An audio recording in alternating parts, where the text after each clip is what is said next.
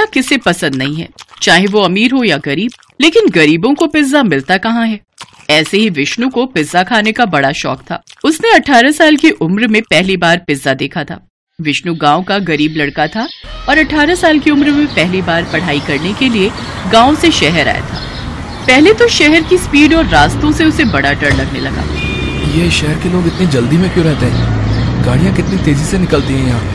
हमेशा चौकन्ना रहना पड़ता है। यहाँ तो मेरे लिए जीना बड़ा मुश्किल हो जाएगा।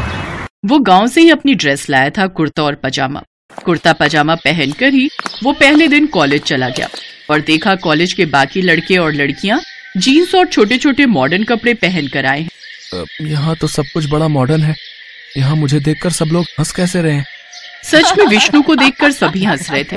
अरे देख देख, उस लड़के को देख, कैसे कुर्ता पजामा पहनकर कॉलेज आया है। गांव से आया है पक्का, गंवार है गंवार।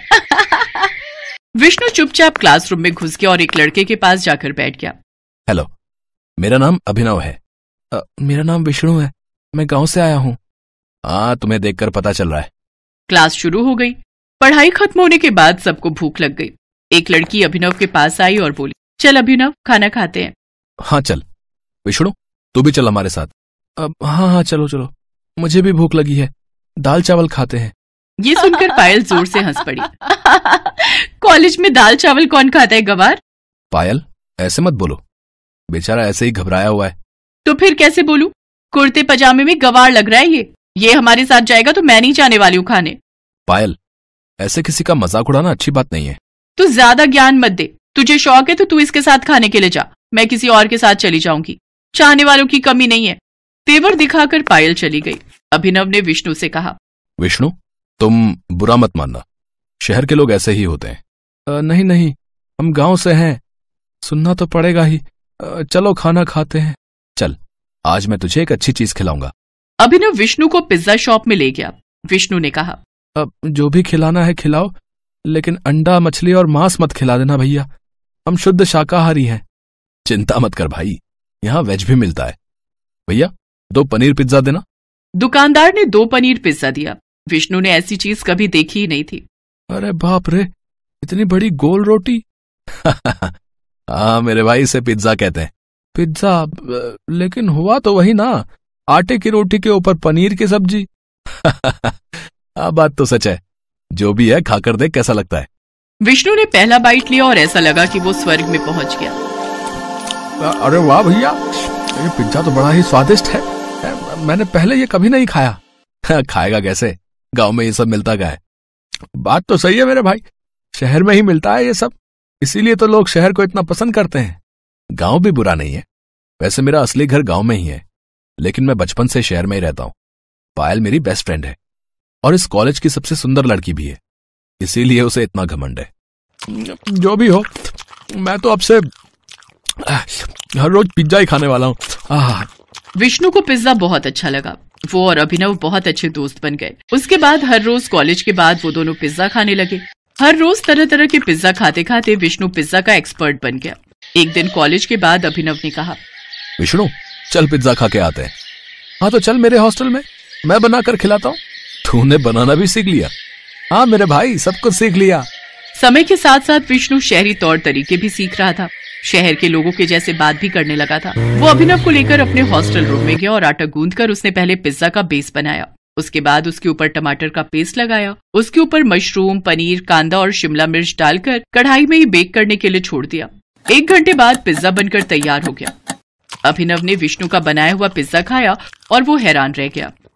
वाह मेरे भाई, तूने तो कमाल कर दिया। दुकान से भी अच्छा पिज्जा बनाया तूने। बचपन से ही माँ से खाना बनाना सीखा हूँ।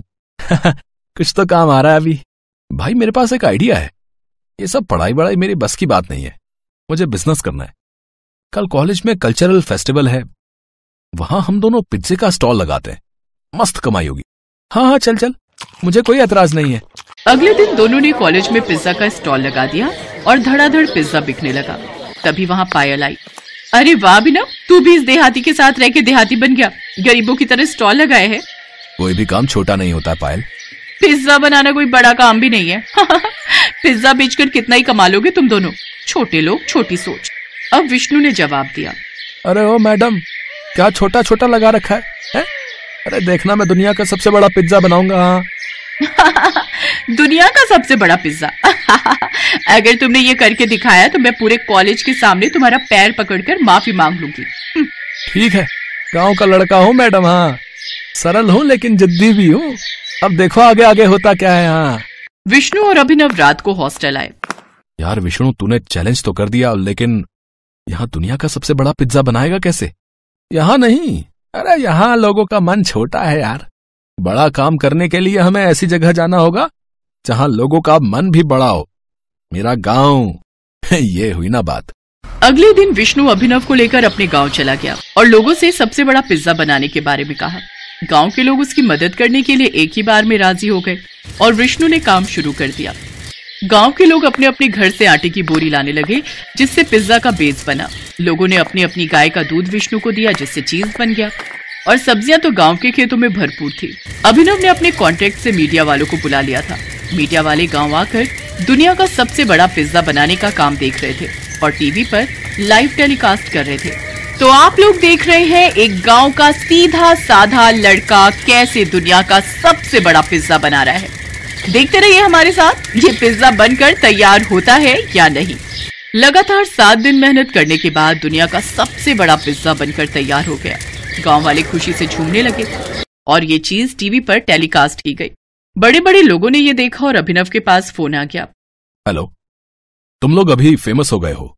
तुम लोग हर गांव और शहर में हर मोड़ पर पिज्जा की दुकान खोल सकते हो। मैं इन्वेस्ट करने के लिए तैयार हूँ। अभिनव और विष्णु की खुशी आज 7वें आसमान पर थी। उन लोगों ने कुछ ही दिनों के अंदर हर गांव और शहर के हर कोने में पिज्जा की दुकान खोल दी। पैसे हो तो क्या कुछ नहीं हो सकता। 1 महीने के अंदर विष्णु और अभिनव करोड़पति बन गए। पायल ने सबके सामने पैर पकड़कर माफी मांगी। अभिनव और विष्णु बिजनेस पार्टनर बन गए और खुशी खुशी पिज्जा बेचकर जिंदगी बिताने लगे।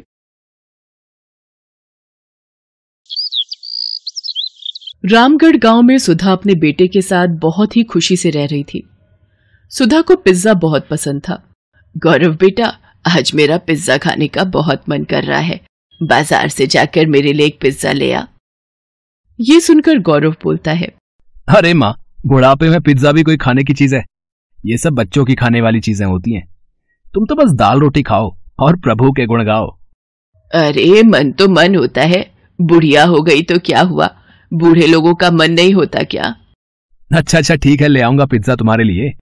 तुम तो गुस्सा हो गई, मैं तो बस मजाक कर रहा था। गौरव अपनी माँ के लिए पिज्जा लेने चला जाता है। कुछ देर बाद गौरव पिज्जा लेकर आता है और दोनों मिलकर मजे से पिज्जा खाते हैं। एक दिन गौरव अपने ऑफिस से घर आ रहा था, तभी रास्ते में उसे एक पिज्जा की शॉप दिखती है और वो सोचता है, आज माँ के लिए पिज्जा ले जाता हूँ, इसे देखकर वो बहुत खुश हो जाएंगी। इतना सोचने के बाद गौरव पिज्जा लेने चला जाता है और पिज्जा लेकर घर की तरफ निकल पड़ता है। तभी रास्ते में एक कार से उसका एक्सीडेंट हो जाता है। बहुत देर हो जाने पर जब गौरव घर नहीं पहुंचता तो उसकी माँ चिंता में उसे फोन लगाती है, पर गौरव का फोन नहीं लगता। कुछ समय बाद सुधा को एक अनजान नंबर से फोन आता है और गौरव के मरने की खबर मिलती है।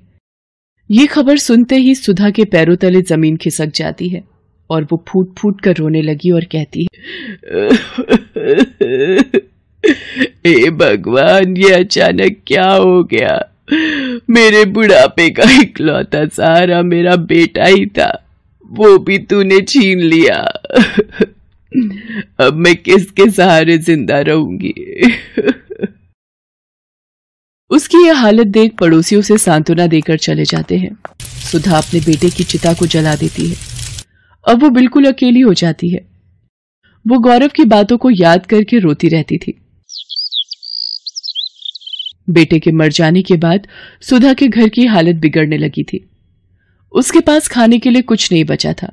वो खाने के लिए पड़ोसियों के घर मांगने जाती है और बोलती है, बेटा मुझे कुछ खाने को दे दो, बहुत भूख लग रही है। अरे अम्मा, मैं तुम्हें खाना खाने को जरूर दे देती, पर अभी तो मेरे घर में खाना खत्म हो गया है, सबने खाना खा लिया। इतना कहकर वो औरत अपने घर का दरवाजा बंद कर देती है। कोई उसे खाने को नहीं देता। सभी बहाना बनाकर उसे वापस भेज देते। अपनी ऐसी हालत देख वो सोचती है, अगर मेरा बेटा जिंदा होता तो मेरी ये हालत कभी नहीं होती। वो सबकी मदद किया करता था, पर आज सब भूल गए हैं कि मेरे बेटे ने एक समय पर उनकी मदद की थी। आज उसकी माँ को मदद की जरूरत है, पर किसी ने भी मेरी मदद नहीं की। तभी वहां से एक औरत गुजरती है और सुधा को यूं रोता देख पूछती है, क्या हुआ बहन, तुम रो क्यों रही हो? सुधा रोते रोते उस औरत को अपना सारा दुख बताती है। क्या बताऊं बहन, मेरे बेटे के मरने के बाद मुझ बेसहारा का इस दुनिया में अब कोई नहीं है। अकेले मैं इस दुनिया में कैसे जीऊंगी? मेरे पास खाने के लिए पैसे नहीं हैं। सुधा की कहानी सुनने के बाद वो औरत सुधा से कहती है, ऐसे हिम्मत हारने से कुछ नहीं होगा। खाने के लिए कमाई का कोई जरिया ढूंढना ही पड़ेगा। आजकल तो खाने पीने की इतनी सारी चीजें आ गई हैं और उन्हें बनाना भी आसान हो गया है। जो भी तुम्हें पसंद हो, जो भी तुम्हें आता हो, उसे बनाकर बेचने लगो। इतना बोलकर वो औरत वहां से चली जाती है। सुधा अब सोचती है कि वो ऐसा क्या काम करे। अचानक उसे पिज्जा का ख्याल आता है और वो बोलती है, क्यों ना मैं पिज्जा बनाकर बेचूं, इससे कुछ पैसे भी घर में आ जाएंगे। सुधा के पास अपने कुछ जेवर रखे होते हैं। उन्हें बेचकर वो अपने घर के आगे पिज्जा का एक छोटा सा ठेला खोलती है और पिज्जा बनाकर बेचने लगती है। धीरे धीरे उसका बनाया पिज्जा पूरे गांव में मशहूर हो जाता है और सुधा अब एक बड़ी दुकान खोल लेती है। धीरे धीरे उसकी दुकान बढ़िया चलने लगती है और वो अमीर बन जाती है। एक दिन उसकी दुकान पर एक छोटा बच्चा आता है और उससे खाना मांगता है। अम्मा, मुझे कुछ खाने को मिलेगा क्या? मैं बहुत भूखा हूँ, मुझे भूख लग रही है। बेटा, तुम्हारे माता पिता कहाँ हैं? तुम अकेले दुकान में क्यों घूम रहे हो? अम्मा, मेरा नाम मोहन है, मैं एक अनाथ बच्चा हूँ। मेरे माता पिता अब इस दुनिया में नहीं है। हाँ हाँ, जरूर खाने को मिलेगा। तुम जो खाना चाहो वो खा सकते हो। तुम चिंता मत करो, आज से तुम्हारा ख्याल मैं रखूंगी। ये कहकर सुधा मोहन को गले लगा लेती है और अपने साथ अपने घर ले जाती है। उसे उस बच्चे में अपना बेटा मोहन दिखता है। वो उसका ख्याल अच्छी तरह रखती है, उसे स्कूल भेजती है और उसे पाल पोस कर बड़ा करती है।